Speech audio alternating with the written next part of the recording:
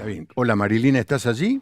Acá estoy. No sé si estoy en cámara, pero estoy en estudio. Muy bien. ¿Qué haces? ¿Cómo ¿Estás estás? lista para hacer el programa? Estamos muy listos, sí. Tenemos un invitado de lujo y un tema también bíblico súper interesante, así que los invito a que se queden con nosotros. No ¿Cuál es sé, el tema que vas a tratar, Marilina? hoy vamos a estar hablando del libro de Eclesiastés. Es ¿De un verdad? libro, en serio, de verdad. Mira vos, me robaste un tema, porque vos sabés que este, pensaba el lunes 22, pero el caballero con el que voy a hablar es muy versado, Ayelén Michelet. Este, iba, no pasé por allí, sí. Bueno, eh, pero pero ya no, me ganaste de te mano, me gané de ganaste de mano, es mano, mío, me es mío. ganaste de mano. Y presentame a tu invitado. Muy bien. Bueno, les presento, yo lo acabo de conocer, pero ya me parece que vamos a tener un diálogo muy, muy rico a Guillermo Mackenzie, que es pastor de la Iglesia Presbiteriana San Andrés. Bienvenido, Guillermo. Gracias por venir hasta acá y estar en el programa. Muchas gracias, Marilina, un gusto conocerte y bueno, un gusto disfrutar un poco los himnos en la última parte, muy lindo. Bueno. Bueno, y Guillermo, sos magíster y sos doctor en teología, ¿es verdad? Sí, en ciencias bíblicas. En ciencias bíblicas, y estamos hablando de Eclesiastés porque es un poco tu tema, ¿no? Sí, fue el tema principal de la tesis que acabo de terminar. Bueno, y como título de la tesis. Uy, esta es en inglés en realidad, pero lo voy a traducir así. Es Teología del trabajo en Eclesiastés a través de un análisis comparativo del texto hebreo y las versiones antiguas. Qué bueno. Igual las doctorados uno no puede decir Eclesiastés, tiene que ir como Sí. al fino, ¿no? Bueno, hace poco tuvimos un programa sobre el trabajo y estuvo muy interesante, Qué bueno. pero no me acuerdo si hablamos de Eclesiastés en relación al trabajo, así que bueno. Es interesante, es uno de los temas que me llamó a hacerlo, porque yo vengo trabajando la teología del trabajo en algunos movimientos y Eclesiastés es muy poco mencionado, justamente Claro. porque tiene una visión a veces medio contradictoria acerca de la Medio, dignidad, sí. exacto, acerca de la dignidad del trabajo. Entonces Bueno. generalmente no se toca mucho. No se toca mucho porque es realmente un texto complejo, ¿no? Como Sí. que hay cosas medias difíciles y creo que uno de los libros más citados fuera de contexto Sí, que conozco. Así que bueno, vamos a hablar un poquito de eso. A los que cerraron el himnario, los invito otra vez a ahora abrir la Biblia y buscar en sus Biblias el libro de Eclesiastés. Seguramente deben tener marcado ahí, si es como la mía, pregunta, ¿qué querrá decir? ¿Quién habrá escrito esto y qué querrá decir? Así que los invito también, ahora va a estar nuestro número de teléfono en pantalla, a que saquen sus Biblias y es una gran oportunidad. Tenemos acá un erudito de la Biblia, pastor, que también va a entender el problema que tenemos los que nos toca, justo te tocó enseñar de Eclesiastés y bueno, quizás al final del programa podríamos hablar un poquito de eso también. ¿Cómo abordamos el texto cuando tenemos que enseñarlo en un sermón o en la clase de escuela dominical o donde nos toque? sí, O en nuestra absolutamente. casa, ¿no? Porque es uno de a veces pasa los libros más difíciles como que, bueno, no entiendo, lo salteo, ¿no? Sí, absolutamente. Y sobre todo uno de los grandes problemas de Eclesiastés es que lo que vos mencionaste, tomar versículos sueltos, pero este es un libro donde se aplica muy claramente la regla de que si no entendimos todo el contexto y el mensaje general de la Biblia, podemos hacer un lío terrible con un pequeño versículo que nos vamos totalmente del encuadre de lo que el autor quiso decir. Exacto. Y además como que claramente se contradice con otras cosas Sí. o pareciera que se contradice. Bueno, antes de meternos un poco en el tema, contame un poco de vos, contale a la audiencia y a mí porque nos acabamos de conocer. Bueno, ¿cómo conociste al Señor y cómo llegaste a una maestría en Eclesiastés? Sí, cómo no. Yo nací en una iglesia presbiteriana. En realidad antes, durante mi infancia, pasé por algunas otras, pero en mi adolescencia llegué a la iglesia presbiteriana, donde me llevaron mis padres. Era un joven bastante inactivo, solamente iba a la iglesia, me sentaba el domingo, no entendía nada y me volvía a mi casa. Y en un momento clave de mi juventud, de casualidad, decimos que Dios lo guió así. Sí. Un día extraño acepté una invitación del grupo de jóvenes a un campamento de la GRAM y me cambió la vida como Dios trabajó en mí en ese campamento. Y siempre lo relato porque, bueno, fue una experiencia que realmente tuvo que llegar en ese momento preciso. Y a partir de ahí empecé a comprometerme en la iglesia, a buscar a Dios por mis propios medios, a estudiar la palabra. Y al poquito tiempo ya conocí a mi esposa, Debbie, que no pudo venir, pero es el corazón de mi vida después de Dios. Y con ella empezamos el camino de la vida juntos, muy, muy jovencitos. Yo tenía 21 años, ella 19. Y al poquitísimo, bueno, no, en realidad ya de novios, percibí el llamado de Dios al pastorado, así que me dediqué a eso. Y siempre me gustó estudiar, me encanta estudiar. Así que desde que empecé el camino del pastorado sabía que quería seguir estudiando y bueno, terminé la licenciatura, hice la maestría, el primer doctorado y ahora terminé el segundo doctorado. Segundo doctorado, bueno, eso sí que es que te gusta estudiar. Sí, y terminé, mira, hace un mes fue la graduación, salimos de la graduación con mi esposa y me fui diciéndole, qué lindo estudiar. Tal vez pueda hacer algún otro. Mientras haya tiempo hay que aprovecharlo. Tal cual.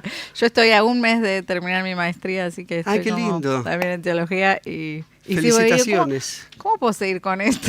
Porque es verdad, es como que te pica el bichito de quiero estudiar, porque la palabra tiene eso, ¿no? Yo a veces le digo a la gente, es como te pones el gorro explorador y seguís sacando y no, uno se puede dedicar toda la vida a 2 versículos de Eclesiastés y seguís ahí, ¿no? Es que eso hace poquito tuve, la semana pasada, en un estudio bíblico y me preguntaban un poco cómo fue este tema de la tesis y demás, y a veces alguien dice, hay alguien que terminó tantos estudios, ya se sabe todo, y es al contrario. Al contrario. Cuanto uno más estudia, más descubre la profundidad que tiene la Biblia y todo lo que se puede seguir profundizando. Y obviamente eso me anima y me desafía a seguir aprendiendo. Qué bueno. Y qué bueno también para la iglesia, ¿no? Tenerte a vos tan formado. Bueno, habría que preguntarles a ellos, pero supongo. Y si te gusta predicar como te gusta estudiar, vamos bien, ¿no? Sí, por supuesto, me encanta. Bueno, buenísimo. Gracias por compartirnos un poco de tu historia. Creo que está bueno, nos da cierto contexto. Y ahora sí, nos vamos a meter de lleno en este libro de Eclesiastés. Y les voy a leer el teléfono, no sé si está porque es muy fácil el teléfono, pero yo no lo mío es el estudio y no los números. Y es +54 si están escribiéndonos desde otro lado que no es Argentina.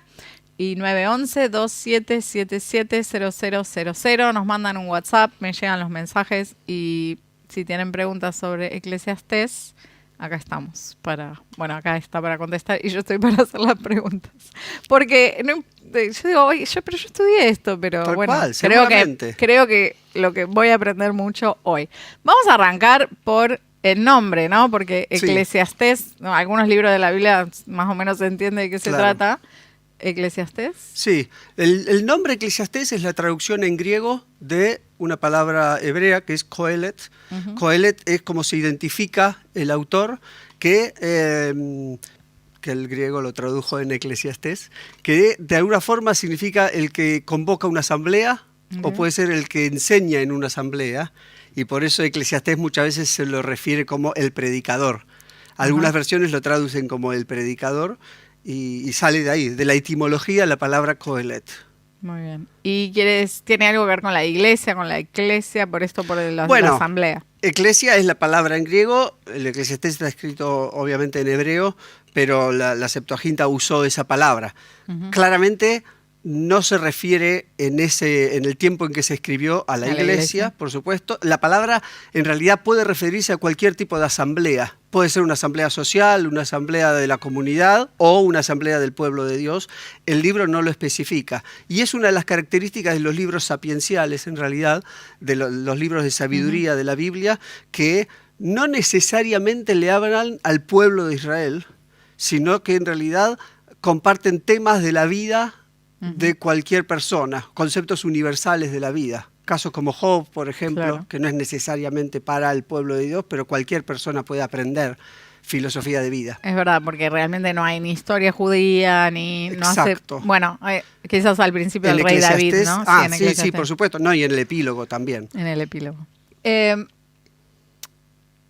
¿Cómo A veces, algunos libros, por ejemplo, Génesis, bueno, la primera palabra es el Génesis y se traduce Génesis, y bueno, no sé si Génesis es el mejor ejemplo, pero algunos libros nos llega como como una idea un poco más clara, el Éxodo, Josué, Claro. pero Eclesiastés se quedó ahí en el griego porque no se puede traducir.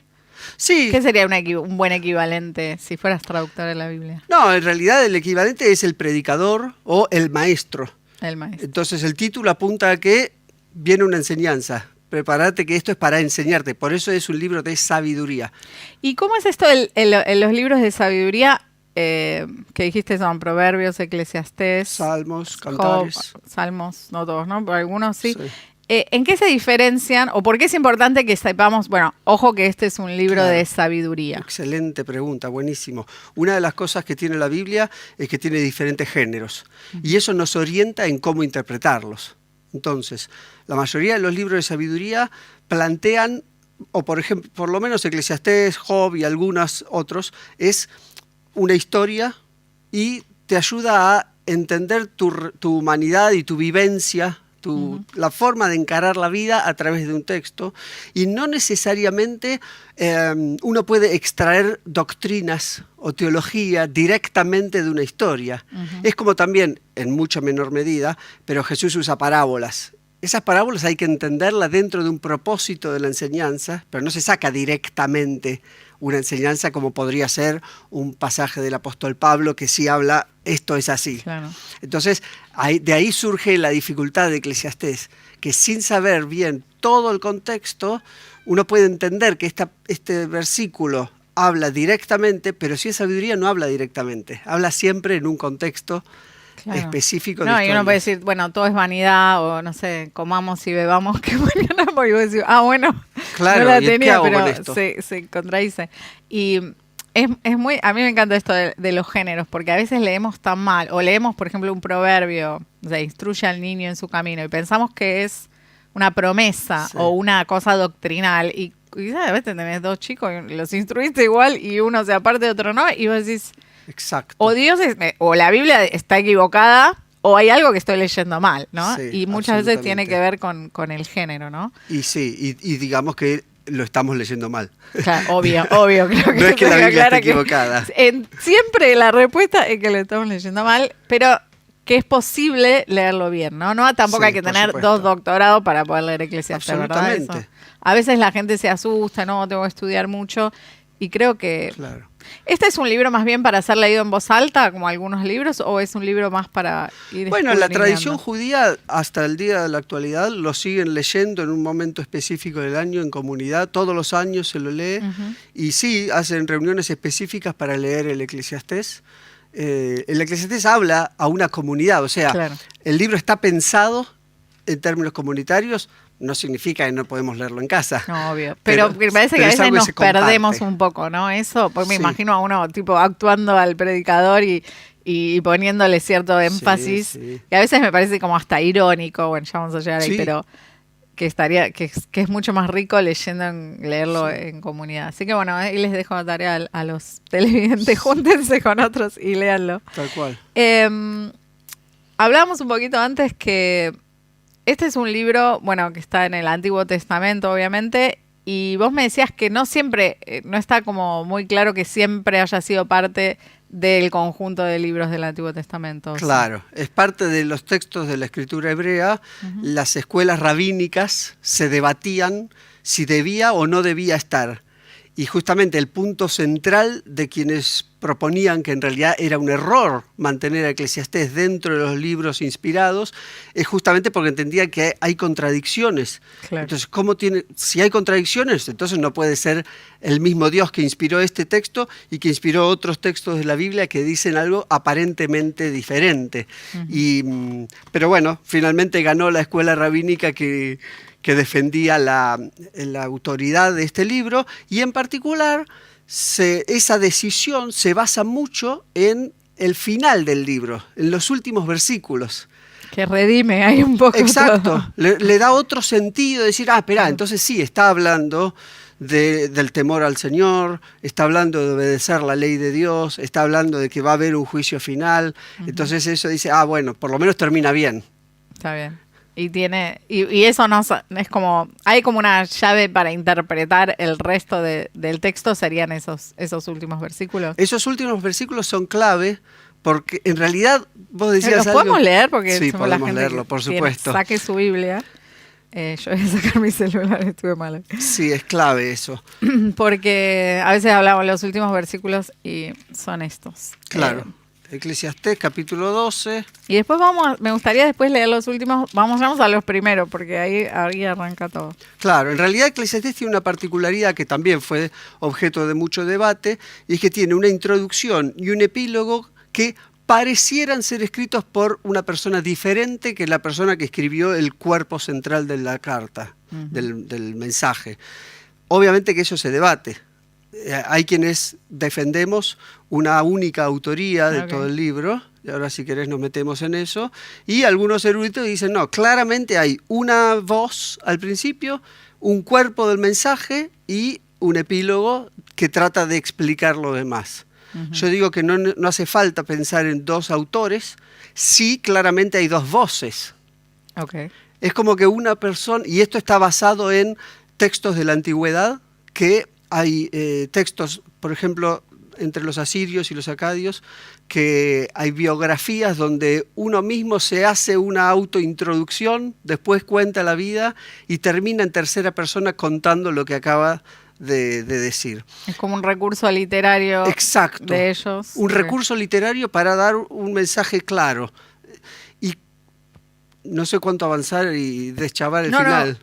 Bueno, no, acá es todo de spoiler porque todos ya sabemos lo que pasa. Claro, es verdad. Bueno, pero sí, no, decía, andale. No, pero vos decías empezar, digamos, repasar los primeros Sí, pensaba versículos. que como estábamos hablando del final, que es como la clave que interpreta, ¿no? Si querés legamos el final y si eso nos va a ayudar después a leer los otros versículos en esa clave, ¿no? Perfecto. Quizás solamente el primer versículo Dale. para dar la introducción esa. Dale. Porque dice justamente, esto es Reina Valera 60, pero todas las versiones reflejan lo mismo. Dice, palabras del predicador, hijo de David, rey en Jerusalén.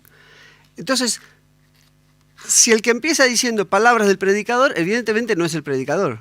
Claro, Uno es alguien diría, que está anotando, tomando claro, alguien que nota, está contando nos va a algo contar. de otro. Bueno, entonces, cuando llega al capítulo 12, versículo 9, versículo 8 cierra de vuelta con la misma frase con la que empieza en 1:2. Vanidad de vanidades, todo es vanidad.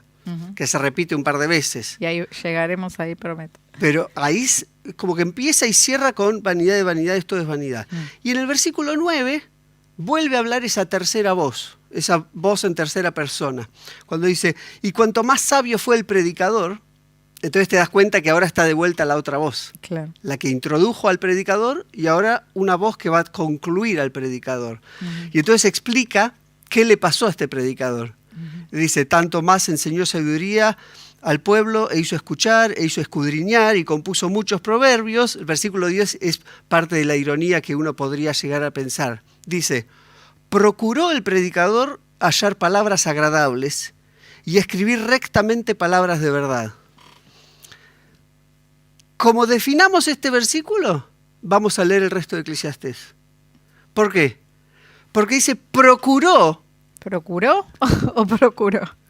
O sea, procuró el predicador hallar palabras. ¿Las encontró o no? Ajá. O será que intentó pero no lo logró al final, entonces termina siendo todo vanidad de vanidades igual, tal como empezó.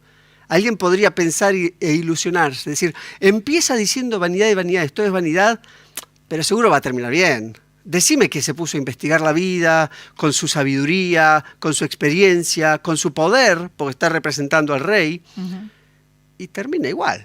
Vanidad. Entonces, ¿encontró o no encontró palabras de sabiduría? Bueno, ese versículo determina mucho cómo lo leemos, el resto del libro. Muy y después Dale. viene la parte final, que es casi como un segundo epílogo, el versículo 13, que dice, el fin de todo el discurso oído es este. Acá llegamos al fin. Dice, terminamos.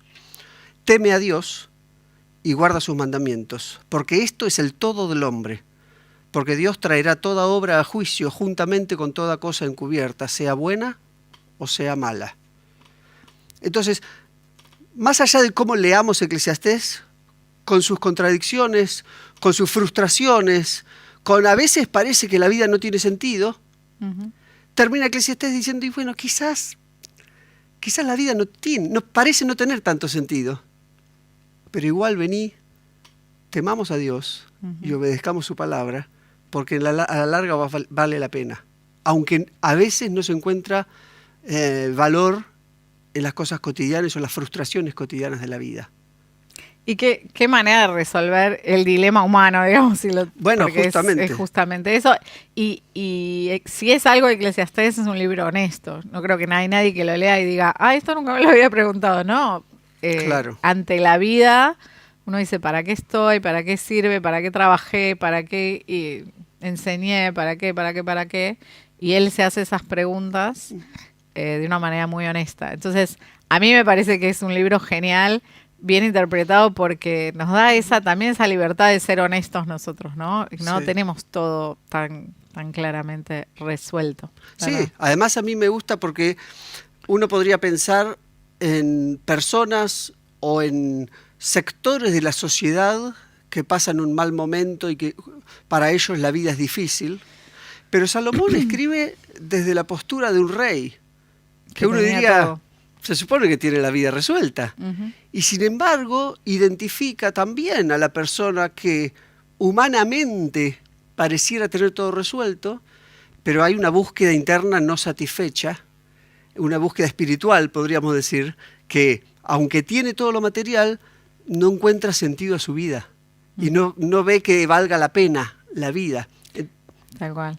Lo material y lo relacional también, y no sé, como la diversión, digamos, porque hay bastantes Sí. cosas que parece que tiene y que se aboca y debe ser esto, ¿no? Y todo resuelta. En vanidad de vanidades, vamos a pararnos un poquito en esa Sí, terminología, por supuesto. porque yo no nos conocemos y le voy a contar a Guillermo y a la audiencia que mi área de trabajo es la traducción bíblica.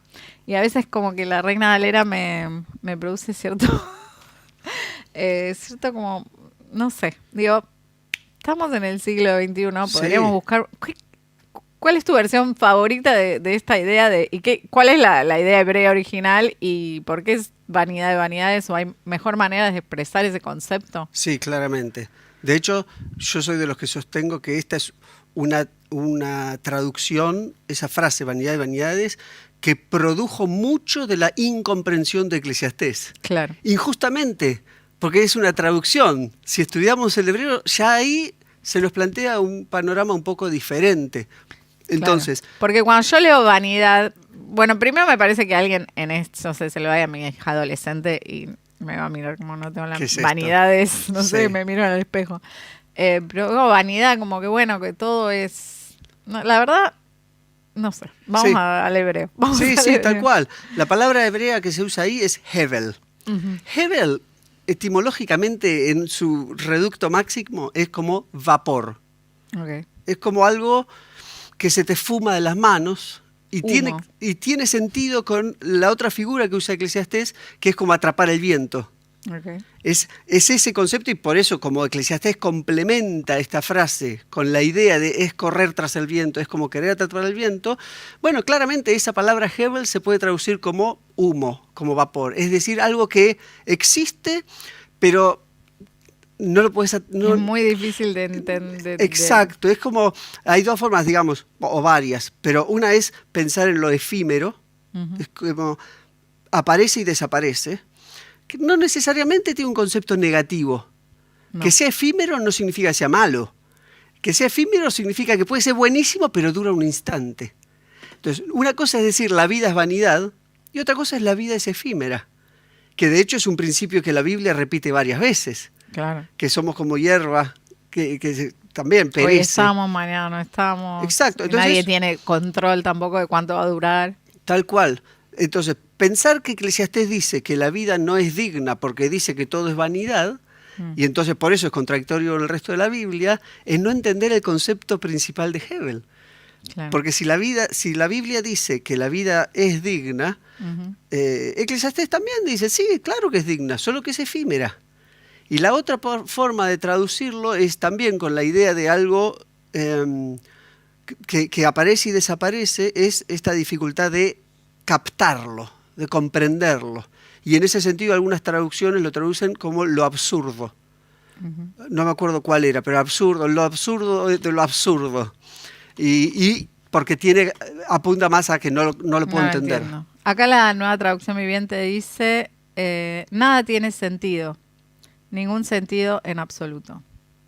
Bueno, tomó una postura. Es que cuando uno está traduciendo es así, a veces Sí. no tenemos la misma metáfora, muy raro, o una palabra que encapsule Sí. una palabra que tiene dos sentidos y el traductor tiene que desambiguar. Por eso está muy bueno Sí. comparar traducciones, ¿no? Porque Sí. algunos van a tomar un sentido, otros otro, y no es Exacto. que se contraigan, sino que probablemente el término original Sí. sea un poco más amplio de lo que se encuentre en uno de nuestros idiomas. Sí. Pero bueno, está buenísimo entender qué es esto, porque lo va a repetir muchas veces, ¿no? Claro. Es como el refrán del libro, vanidad de Exacto. vanidad, esto es vanidad. Bueno, humo, puro, no sé, Sí. estaba buscando alguna metáfora más porteñosa o más argentina. Claro. Eh, Sí, pero es verdad, es cuando vendemos humo. Vendemos algo la que- vida nos vende humo, digamos. Claro, y lo que decís es muy cierto y fue parte de mi tesis también, es decir, cómo este libro fue traducido al griego, cómo lo entendieron también los que escribían en siríaco, que es una de las traducciones tempranas, y el Targum arameo, cómo reinterpretó también estas mismas palabras. Y yo entiendo que parte de la desviación hacia el concepto de vanidad viene de la traducción griega, que Ok. usa un término, mataiotes, que tiene más que ver con algo que no tiene sentido, algo que es vano, que de hecho lo usa el apóstol Pablo cuando dice la creación está sujeta a vanidad. Pero en realidad, si vamos al hebreo, tiene mucho más que ver con algo efímero, y el siríaco respalda al hebreo también. Entonces vos vamos por esa interpretación Sí. de efímero. Entonces la vida, el hombre ante su vida, su experiencia, dice, esto no dura mucho. Nunca lo había Sí. leído así. Sí, Pum. es decir, puede ser la vida digna o indigna, podemos entenderla como buena o como mala. Lo que dice Eclesiastés es que dura poco. O sea, todo dura Sí, poco. y parte de eso se refrenda también en el texto. Yo no me baso solamente en este versículo, Claro, sí. pero otro pasaje muy conocido de Eclesiastés es cuando le habla al joven. Alégrate, joven, En los días de tu en juventud. los días de tu juventud. ¿Por qué? Y porque después ya pronto pasás a llegar al final de tu vida y se te fue la vida. Claro, Entonces- aprovecha. Tal cual. Bueno, y esta idea, pero la repite mucho también, de comamos y bebamos que mañana moriremos. Eso también medio como Sí. que se paraba, si no teníamos que estar acá para Sí, llevar bueno, la ese- misión de Cristo. Sí, la manera en que lo decís refleja una relectura del Nuevo Testamento, Ok. pero sí claramente dice el capítulo 2 y aparte de el 2:24, no hay cosa mejor para el hombre sino que coma y beba y que su alma se alegre en su trabajo. También he visto que esto es de la mano de Dios. Pero claro, porque Eclesiastés lucha por encontrarle sentido a la vida. Y se esfuerza y no lo encuentra. Y en un momento dice, ya que no encuentro satisfacción permanente, por lo menos disfrutemos un poco de lo que tenemos acá. Y eso que dice, ¿lo podemos tomar nosotros como una enseñanza o lo tenemos que ver como a la luz de esto de, bueno, esto es lo que esta persona piensa a medida que va como filosofando sobre la vida? Sí, sí, absolutamente. Hay una progresión. Porque en realidad, un poquito antes, en el capítulo 2, versículo 17, es el punto más frustrante de Eclesiastés, llega a odiar la vida. Y dice literal, aborrecí la vida porque la obra que se hace debajo del sol me era fastidiosa, por cuanto todo es vanidad y aflicción de espíritu. Es el peor momento. Y el versículo siguiente lo profundiza más con la teología del trabajo, porque dice, asimismo, aborrecí todo mi trabajo. De ahí sale diciendo, aunque no estoy disfrutando ni le encuentro sentido a este área de mi vida, encuentro que Dios me da pequeños destellos de disfrute y tengo que aprovecharlos, porque no sé qué va a pasar después, pero sé que dentro de la frustración de la vida, aunque no encuentro sentido último, puedo disfrutar pequeñas cosas de la vida. Nosotros lo leemos desde una lectura neotestamentaria, quizás una perspectiva cristológica, o sea, después de Cristo, Claro. y decimos, bueno, en realidad la Biblia nos enseña que aunque pasemos a veces momentos difíciles, Jesucristo es el centro de nuestra vida, y aunque no encuentre sentido, me quedo tranquilo porque en Jesús voy a encontrar un sentido para mi vida. Ahora, en Eclesiastés eso está muy distante todavía. Entonces la esperanza que encuentra Eclesiastés es solamente efímera. Es decir, dentro de la incomprensión de la vida, Dios me permite disfrutar un poquito, es un montón. Pero es lo interesante de la lucha de Eclesiastés, es que aún con ese pequeño disfrute, todavía no encuentra satisfacción plena. Y por eso termina su parte diciendo, en el capítulo 12 vuelve a repetir, y al final, aunque disfruté un poco, igual todo es vanidad de vanidades. Y empieza el epílogo, que como decíamos antes, continúa con decir, bueno, todo esto terrenal tuvo cierto alcance de disfrute, pero si seguimos en el camino de Dios, con las enseñanzas y honrando a Dios, habrá en algún momento, aunque no en lo efímero de la vida, pero en algún momento, el momento de encontrar la plenitud en Dios. Buenísimo. Bueno, perdón, me agarró... Vos Vengo tosé y como- yo sigo hablando, si querés. Yo sigo andando, pero tenemos un montón de preguntas y ahora vamos a empezar a hacer Ok. como un salpicadito. Sí, como quieras. Ay, nunca me había pasado en cámara que me agarra un ataque de tos. Les pido disculpas. Bueno, te hago la primera pregunta y después me apagan el micrófono y toso tranquila. Nos pregunta si nos puedes dar una explicación más sobre el versículo 11 de Eclesiastés 3. Sí, claro. Saludos desde Costa Rica. Ah, mira, si querés bueno. léelo y... Sí, y sí, danos la muchos. explicación. Bueno, el capítulo 3 es bastante conocido, bastante famoso, cuando habla que todo tiene su tiempo, su momento oportuno, traducen algunas traducciones, y termina diciendo que todo tiene su tiempo, tiempo de nacer, tiempo de morir, tiempo de plantar, tiempo de arrancar lo plantado, y cuando llega al versículo 11, dice... Todo lo hizo hermoso en su tiempo y ha puesto eternidad en el corazón de ellos, sin que alcance el hombre a entender la obra que ha hecho Dios desde el principio hasta el fin. Primero tenemos que pensar qué significa que todo tiene su tiempo. Porque alguien podría malinterpretar este texto, y es uno de los textos que podemos malinterpretar si no lo entendemos en el contexto de la frustración de Eclesiastés, pensando en que, bueno, tenemos que buscar un tiempo para esto, buscar un tiempo para el otro, buscar un tiempo, provocar intencionalmente, usar el tiempo para estas cosas, del listado que pone Eclesiastés. Pero no hay manera de entender ese texto así. ¿Por qué? Porque sería contradictorio, no tendría sentido que Dios nos indique dedicar tiempo a alguna de estas cosas. Por ejemplo, tiempo de nacer y tiempo de morir, tiempo de plantar y tiempo de arrancar lo plantado. Pero fíjense el número 3, el versículo 3. Tiempo de matar y tiempo de curar, tiempo de destruir y tiempo de edificar. Entonces Dios nos está mandando a veces a matar y a veces a bendecir. Depende del tiempo, yo puedo entender que Dios me manda a hacer una cosa o la otra. No, claramente el Eclesiastés está describiendo realidades de la vida. Que me guste o no me guste, se dan. A veces se da un tiempo de esto, a veces se da un tiempo de lo otro. El de nacer y el morir es lo más sencillo de entender. Hay un tiempo de nacer y un tiempo de morir. No importa si me gusta o no me gusta, si lo apoyo o no lo apoyo. Es la realidad de la vida.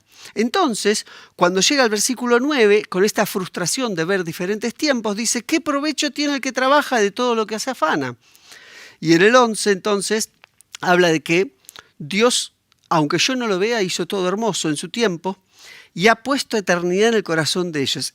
Para mí es clave. Sí, es como el versículo también es como una clave que interpreta, Sí, ¿no? absolutamente. Porque aparte, algo que no leímos, pero el principio habla del versículo 3, ¿qué provecho saca el hombre de todo su trabajo con que se afana debajo del sol? Ese debajo del sol obviamente apunta a que el Eclesiastés está tratando de encontrar propósito y sentido en esta vida terrenal. Cuando llega a 3.11, dice, Dios puso en el corazón el sentido de eternidad. Entonces de ahí me viene la frustración temporal y terrenal. Claro. Porque por más que yo trate de buscarle sentido en este tiempo y en este mundo terrenal, en el corazón de eternidad que puso Dios, sigo sintiéndome frustrado. Me encanta eso. Pero en realidad, como para volver un poquito a Sí. esto de todo tiene su tiempo. Entonces, Sí. ¿cómo lo leemos eso? No lo lean más en las bodas. Bueno, se puede leer, pero es una descripción de la realidad de la vida. Hay veces que nos pasa una cosa y hay veces que nos pasa la otra, pero también es que en todo ese tiempo, bueno, Dios se hace presente de alguna manera.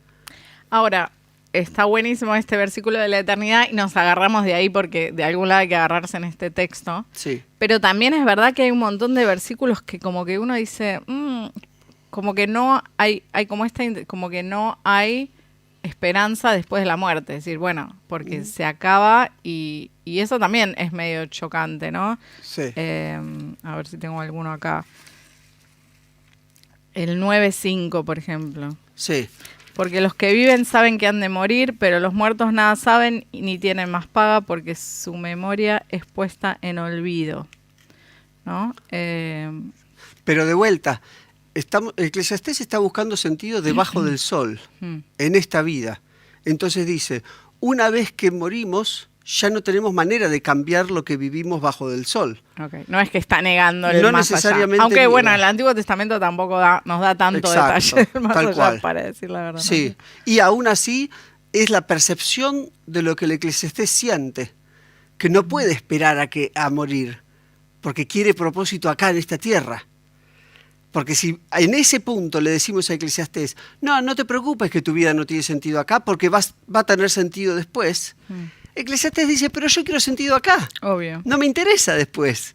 Entonces ahí está, cuando muera ya está, morí. Quiero disfrutar el aquí y ahora. Porque para algo estamos acá, ¿no? Y es la pregunta que nos Sí. hacemos todos, porque es decir, bueno, uno es imposible no mirarlo desde el Nuevo Testamento, ¿no? Pero decir, bueno, Señor, me pusiste acá y acá estoy y me gustaría estar con vos, pero estoy acá, ¿para qué estoy acá, no? Tal cual. Bueno, el apóstol Pablo se plantea mucho eso. Claro, sí, Para sí, mí el sí. morir es ganancia, pero bueno, me quedo acá porque Dios me pide que haga una tarea. Bueno, acá nos hacen una pregunta que está un poquito relacionada con esto del más allá, pero dice Eclesiastés 3:21, pues ¿quién puede demostrar que va que el espíritu humano va hacia arriba y el espíritu de los animales desciende al fondo de la tierra? ¿Podemos hacer una doctrina de eso? Agrego yo. Yo claramente no haría doctrinas de un texto de sabiduría de esa manera. Es como, otro ejemplo muy claro de no hacer doctrina de texto de sabiduría es Job. Porque uno lee especialmente los capítulos amigos. intermedios, los amigos, y si hacemos teología de eso, estamos en graves problemas. Claro, Entonces, después Dios los reprende y a veces la gente cita, pero eso lo habrá dicho Job, lo habrá dicho el amigo. claro, sí, es verdad. Siempre hay que chequear. Sí, entonces lo que pasa es que tenemos que entender todas estas expresiones. Uno dice, pero es palabra de Dios. Sí, claro que es palabra de Dios, pero es una palabra de Dios dentro de un libro que refleja la experiencia humana de la frustración y que llega a estas conclusiones desde su perspectiva de frustración. Ujú. Me pregunta acá María Elena de Georgia, no sé si es Georgia, Estados Unidos. le mandamos un- ¿Estuvo el escritor en depresión en algún momento cuando escribía este libro? Bueno, no hay elementos de un diagnóstico psicológico claro. y clínico, pero claramente él mismo habla de la frustración y del llegar a aborrecer la vida, de no ver esperanza en absoluto. Así que posiblemente desde una mirada contemporánea lo diagnosticarían con depresión, sí, absolutamente. Ujú. Pero también, bueno, no sé si clínico, porque no conozco a nadie que no se haya hecho estas preguntas. Digamos, no, obviamente no lo mismo, pero por estas preguntas alguna vez de... Claro. no Sí, sé. Eclesiastés es para todos. Buenísimo. Como decíamos, incluso más allá de una persona con tradición religiosa o sin tradición Claro, religiosa, para todos. son textos que reflejan la frustración de la humanidad. Valores universales de búsqueda de que nuestra vida tenga sentido y la frustración de no encontrarlo en esta tierra. Tal cual. Quizás porque uno está acostumbrado a buscar en los libros bíblicos como un héroe o alguien a quien imitar. Y que en realidad también es media una falacia, porque cuando uno empieza a ver y dice, bueno, como Abraham no, bueno, como Sara tampoco, o sea, ¿a quién imita? Bueno, llegas a José y dices, bueno, por acá, pero este autor, este personaje, bueno, autor-personaje, será Sí. el mismo de los dos, el que habla, digamos, la mayoría del libro, no nos está diciendo sean como yo, piensen lo que yo pienso. Absolutamente. Él refleja su búsqueda y el problema que enfrenta en su búsqueda de no encontrar solución a sus propios cuestionamientos hasta el final. Claro. Bueno, acá Marta nos dice, ¿por qué se alaba tanto a este autor cuando empezó bien pero terminó mal? No es como decir, hagan lo que yo digo, pero bueno, acá estamos contestando que no es que... Sí, yo no diría que terminó mal. No Simplemente, sabemos cómo terminó, claro, no sabemos mucho de él. en realidad yo diría que terminó muy bien, Ujú. porque no resuelve su frustración de sentido de la vida en esta tierra, pero termina con una pequeña esperanza de decir, bueno, aunque no entiendo esta vida, voy a buscar a Dios, voy a obedecer sus mandamientos, porque confío que eso en definitiva va a valer la pena. Claro. Para mí eso es llegar a un buen puerto, aún sin resolver algunas de las tensiones de la vida terrenal. No sé si hay otro puerto donde llegar tampoco, ¿no? Bueno, exacto. O sea, podría haber dicho, bueno, al final encontré un sentido en esta vida, ahora posiblemente lo que pasaría ahí es que menospreciaría el sentido de la vida eterna. Ujú. Y tal vez no sea un buen puerto ese, desde la mirada cristiana, por lo menos. Claro. Esta idea de que tiene él de buscar la sabiduría, pero que bueno, que es como la idea del libro sapiencial, ¿no? De los libros de sabiduría. Voy buscando la sabiduría. Sin embargo, el autor como que también medio que dice, bueno, tampoco en la sabiduría encontré. Exacto. Esto es una contradicción con los proverbios, no sé cómo decir. Bueno, los proverbios presentan también ciertas dificultades y tensiones. Sí, sí. Hay algunos versículos en proverbios muy difíciles de captar. Eso los pasamos, no los leemos. Sí, exacto, los salteamos y listo. Pero hay una característica de la sabiduría bíblica, la sabiduría hebrea, que es un poco distinto a la nuestra moderna. Porque cuando uno habla de alguien sabio, uno piensa en alguien que entendió todo, que tiene mucho conocimiento o muy inteligente y que te puede responder todas las cosas. El concepto de la sabiduría hebrea no es que entendió todo, es que se hace buenas preguntas Tal cual. y que está dispuesto a investigar. Entonces, la parte de la sabiduría es la investigación de las tensiones de la vida. Y en ese caso es un sabio. Pero él mismo dice, mi sabiduría... Llega hasta un lugar. Exacto. Bueno, y en el epílogo lo repite. Dice, intentó palabra de sabiduría. Y el escribir muchos libros... Ese era mi versículo favorito en la secundaria. Claro. Muchos libros de fatiga, pero papá, mirá lo que dice la Biblia, no hay que estudiar tanto. Ahora no, ahora... Sí. ¿Pero qué quiere decir eso? Que por más que estudié, muy bien lo sabemos, estudiás, pero... Sí, que en definitiva tampoco la satisfacción última de la vida está en los libros, ni en la gran sabiduría.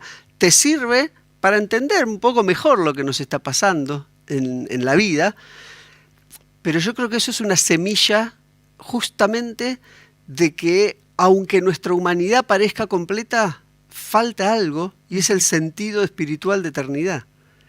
Que podemos tener todo resuelto en nuestra vida terrenal y aún así sentir que me falta algo. Igual lo podría haber dicho un poquito más claramente. Digo, no sé, es una sugerencia. Bueno, sí, es que a nosotros nos A cuesta porque nosotros, lo leemos claro, después porque de estamos- tanto tiempo. Y con una distancia cultural, Exacto. lingüística, tremendo. Sí. Acá nos hacen una pregunta, no está muy en el texto, pero es interesante. ¿Guarda relación con el libro eclesiástico que tienen en la Biblia católica? Claro, no necesariamente, ese es bastante posterior. Ok, Sí, y es otro enfoque. está bien. Nos dicen acá, me encanta el libro de Eclesiastés, creo que ubica al hombre en tiempo y espacio en lo que sucede debajo del sol. Cuando nos preocupamos tanto por cosas que al fin, si no tienen a Dios en el enfoque, terminan siendo vapor, como bien lo explica el pastor. Lo cual no nos exime de responsabilidad, dice Mónica de Trelew. Claro, no, absolutamente. Sí, justamente, Eclesiastés habla mucho del trabajo. Claro. Lo Ahí que- dale, vamos. Lo que pasa es que dice que el trabajo no sea tu ídolo tampoco, que no pienses Claro. que el trabajo te va a resolver toda la vida, que no le des tu vida al trabajo, porque en definitiva vas a terminar frustrado. ¿Tenemos que trabajar? Sí, por supuesto que tenemos que trabajar. El trabajo es una dignidad que Dios le da al ser humano. El tema es colocar al trabajo dentro de su justa medida que Dios le asigna. Claro. Hay también acá, no lo dijimos antes, pero un entendimiento del trabajo lastimado por la caída de Adán y Eva en pecado.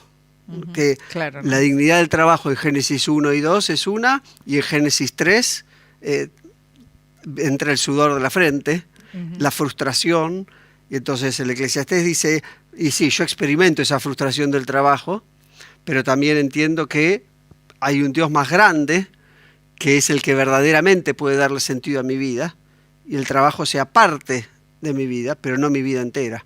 Y eso es un tema que en nuestra sociedad está bastante,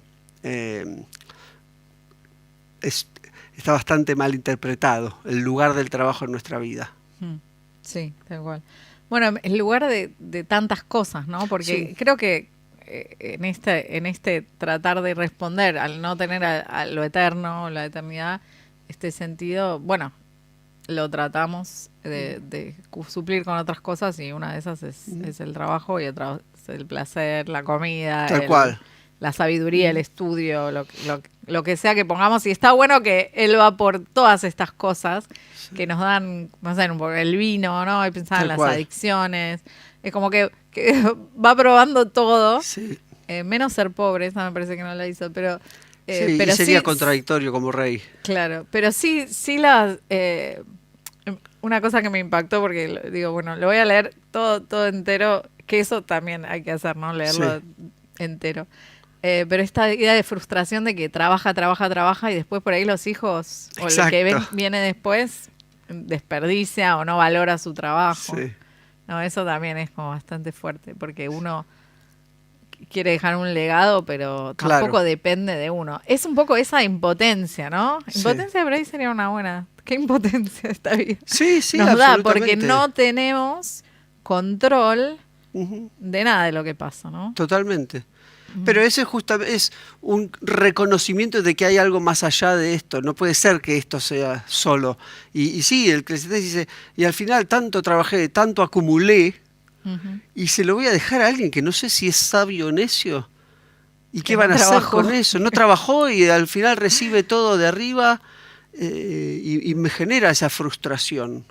Nos hacen una pregunta que es interesante. Dice, en el versículo este que leímos sobre la eternidad, Sí. ¿a qué se refiere exactamente? ¿Se refiere a deseo de eternidad o que el hombre tiene eternidad en su alma? Nos pregunta Marcelo desde Santa Fe. Según yo lo entiendo, ha puesto eternidad en el corazón de ellos, más que nada entiende al concepto de la eternidad. ¿Por qué? Porque para el mundo hebreo el corazón es el lugar de los pensamientos, de la razón en realidad. Entonces, tranquilamente es más que nada, le puso al hombre la capacidad de pensar en la eternidad, que no salió de la nada, sino que hay algo en el ser humano que te lleva a decir, y que a veces lo vemos con gente, no cree en Dios, pero algo debe haber después de la muerte. Claro. Hay una frase de C.S. Lewis que está muy buena, ¿no? Que dice que si estamos imaginándonos otras cosas, quiere decir que estamos Que creados existen. para algo más Sí. que este mundo, ¿no? Exacto. Qué bueno. Nos dicen, buenas noches, interesante programa. ¿Debemos entender el libro en base a la vida que llevó el predicador o Salomón a una vida de comenzar con la sabiduría de Dios y terminar una vida en desorden? Nos dice Marcelo de Rosario. Hay como una confusión que pensamos que Salomón escribió el libro de Eclesiastés, ¿no? Ujú. Y creo que algunas de las preguntas tienen que ver con eso, como que empezó bien, leemos la A Biblia. la vida de Salomón. La vida de Salomón. Claro. Y a veces, bueno, ahora hablemos de la autoría de vuelta, pero como que Salomón sí arrancó súper bien, quiso sabiduría, Dios le dio Claro. sabiduría y todo, y después, bueno, terminó mal. Claro. Entonces, por eso, ahora entiendo un poco mejor las preguntas, de decir, bueno, ¿para qué vamos a leer un libro de un Claro. autor que empezó bien y terminó mal? Nosotras la leímos la pregunta recién pensando en el personaje literario, si se cree. Claro. ¿Tiene alguna base esto de pensar que fue realmente el rey Salomón el que escribió este libro? Bueno, sí, la base está en los primeros capítulos, que él mismo se identifica con el rey Salomón. A ver, no, sin usar la palabra Salomón en el hebreo, el Targum sí dice yo Salomón, pero por la descripción es obvio que está hablando de Salomón, ¿no? Dice palabras del predicador, hijo de David, rey en Jerusalén. Y más adelante, versículo 12, creo es, yo, el predicador, fui rey sobre Israel en Jerusalén. Entonces, claramente, ya sea que es Salomón o es alguien que está escribiendo tratando de hacerse pasar por Como Salomón. si fuera. Otra vuelta no hay. Yo creo que tranquilamente la tradición de Salomón como autor es factible, porque también pensemos que si fue Salomón el que escribió, lo escribió en un momento diferente del fin de sus días. Es decir, lo pudo haber escrito en el medio de su búsqueda, de su frustración. Y pensar que no nos sirve el libro porque sabemos cómo terminó Salomón, en realidad es pensar que todo el resto de la Biblia, los autores son dignos de imitación. Y en realidad no es así. En realidad la Biblia nos sirve primero porque es inspirada por Dios y usó personas humanas con sus limitaciones, con sus fortalezas, pero también con sus debilidades. Entonces, si está escrito en la Biblia, si está inspirado por Dios, sí, claramente es bueno leerlo. Y más todavía este libro que Eclesiastés, si es Salomón, no se presenta como ejemplo. Claro. No se presenta como sabio, se presenta compartiendo sus luchas y sus frustraciones. Y lo bueno es que al final termina diciendo, aunque pases por frustraciones como las que pasé yo, el consejo en realidad es seguir honrando a Dios y obedecer sus mandamientos. Y podría ser que alguien diga, pero él no lo hizo. Bueno, pero que él no lo hizo no es excusa para nosotros perseguirlo también. Tal cual. Y Dios realmente usó a Salomón por muchos años y, sí, digamos, está muy bueno eso. A veces uno juzga a los demás, bueno, ya lo dijo Jesús, ¿no? Miramos la paja del ojo ajeno y bueno, entendamos que somos todos Salomón en cierto sentido, ¿no? Exacto. Ponernos en una posición superior. Y en que en realidad es lo mejor que podemos hacer. Porque si ponemos a estas personas, ya sea Salomón u otros, bueno, David mismo, como nuestro ejemplo supremo, también podemos caer en la frustración de decir, pero yo nunca voy a llegar a ser como ellos. La Biblia está para animarnos a encaminarnos en la vida y orientarnos, lleguemos o no lleguemos a ser un ejemplo de la vida, pero también reconociendo que justamente porque no llegamos a ese modelo es que necesitamos a Jesucristo y el perdón, porque si todos fuéramos perfectos podríamos juzgar a Salomón. Pero ¿para qué necesitamos la obra de Jesús en la cruz entonces? Y Salomón no hubiera escrito este libro porque ya estaría todo resuelto y no necesitaríamos más y nos alcanzaría con el trabajo, con las cosas. Tal cual. Y no es así, ¿no? Hay algo que no nos cierra. Hablando de esto de leer, nos pregunta Ethel de Pilar, cuando empecé el camino del Señor me aconsejaron leer este libro, pero a mí no me llegó. O sea, ¿no es aconsejable para alguien nuevo? Bueno, ella dice, no es aconsejable para alguien nuevo. ¿Es aconsejable para alguien nuevo? Y es cuestionable. Yo no se lo daría a alguien nuevo que está empezando en su camino de fe, porque el libro de Eclesiastés es tiene lo que se llama una teología indirecta. Es decir, que primero te tenés que meter en la historia y en la frustración para finalmente después decir, pero entonces por eso necesito a Dios. En realidad es un libro hermoso para alguien tal vez escéptico, pero hay que acompañarlo para que no se quede con la frustración solamente. Claro. Para que la fe sea la respuesta a la frustración que encuentro. Pero si nadie me acompaña y me quedo solo en la frustración, y entonces me deprimo más y listo. Claro, tal cual. Bueno, se nos está acabando el tiempo. Yo cuando nos ponemos a hablar así me podría quedar otro programa, pero parece que hoy hay un partido, así que si seguimos hablando no nos va a ver nadie igual. Bueno, nos escriben de Chaco, del Pampa del Indio, bueno, de un montón de lugares lindos. Alguien nos pregunta, o quizás es una pregunta mía, medio resumiendo lo que estoy leyendo en las preguntas, pero en los minutos que nos quedan, si nos toca enseñar o hablar de este libro, Sí.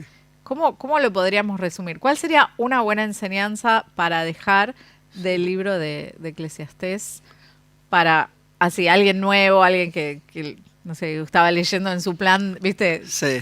la Biblia en un año y después llegaste ahí y decís, no entendiste nada? ¿Cómo Tal le cual. podemos ayudar?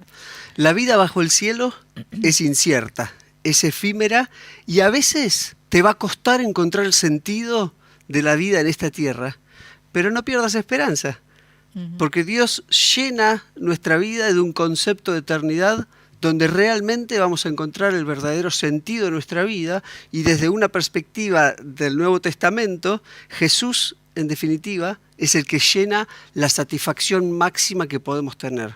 Que por más que en esta vida logremos cubrir varias necesidades humanas, ese vacío espiritual solamente lo vamos a encontrar cuando aceptamos a Jesús en nuestra vida. Buenísimo, porque mi próxima pregunta era esa, ¿cómo lo llevamos a nuestra realidad más del Nuevo Testamento, ¿no? Y podemos Claro. muy, muy claramente hacer esto que vos hiciste recién, de que en realidad el sentido de la vida lo da el Señor Jesucristo, ¿no? Claro. A ver, hay muchos de los libros de la Biblia que nos dicen cómo se resuelve la vida. Eclesiastés nos plantea cómo no se resuelve. Entonces nos deja la puerta abierta para encontrar en otro lugar lo que nos falta, para permitirnos finalmente disfrutar de lo que Dios nos permite. El centro es, mientras estás en la tierra, si no lográs una satisfacción última, disfrutá. Disfrutá de los pequeños placeres que Dios te da y mantenete en el camino de la fe, porque esa insatisfacción actual va a llegar a ser satisfacción de la mano de Jesús. Tal cual. Y esta última idea como de justicia, ¿no? Porque algo que nos hace sentir mal en esta vida creo que también es como la injusticia. ¿Por qué nos pasan ciertas cosas? ¿O por qué tenemos que sufrir? ¿O por qué nos hicieron algo y se salieron con la suya? ¿O al malo le va bien? Y me gusta mucho ese final como diciendo, bueno, vos seguís fiel porque Dios va a juzgar esas cosas.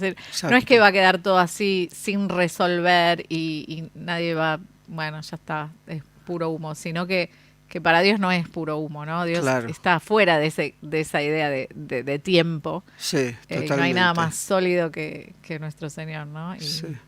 Sí. Y en ese final, si querés, hay un erudito puntual que dice, en ese versículo final se resume todo el Antiguo Testamento. Wow. ¿Por qué? Porque dice, teme a Dios. Bueno, eso representa todos los textos de la sabiduría, que se resumen en honrar a Dios.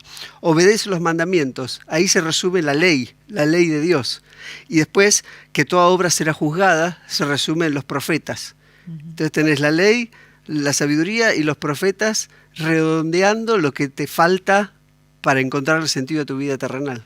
Buenísimo. Bueno, con eso nos vamos porque me parece excelente y espero que esto nos haga ir al texto de vuelta, después de haber escuchado esto, leerlo, entenderlo mejor. Yo me llevo un montón de cosas que no sabía y bueno, muchísimas gracias, Guillermo, por ayudarnos a entender este libro un poco mejor.